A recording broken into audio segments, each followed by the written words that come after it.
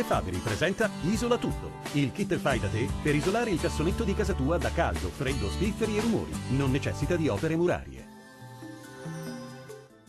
Ben ritrovati al meteo. Epifania all'insegna di un tempo sempre stabile sul Triveneto. Nel dettaglio sul Veneto. Al mattino avremo nubi basse, foschie e locali nebbie sulle pianure, specie su quelle sud-occidentali, spesso fitte e persistenti durante l'arco della giornata. Sarà più soleggiato sui restanti settori con cielo poco nuvoloso. Temperature minime tra i -4 e -1 gradi, massime comprese tra i 6 e 7 gradi.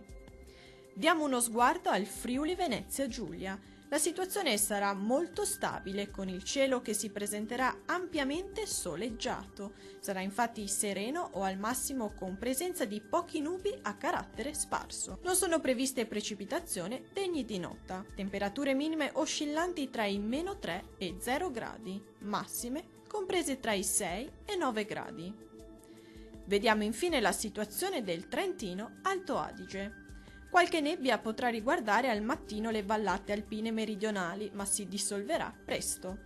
Sul resto della regione invece sarà ampiamente soleggiato ovunque e il cielo si presenterà sereno o poco nuvoloso. Temperature minime intorno a 1 grado, massime comprese tra i 9 e 10 gradi.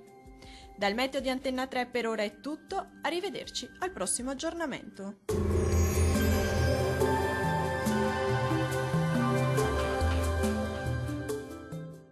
De Fabri presenta Isola Tutto, il kit fai da te per isolare il cassonetto di casa tua da caldo, freddo, spifferi e rumori. Non necessita di opere murarie.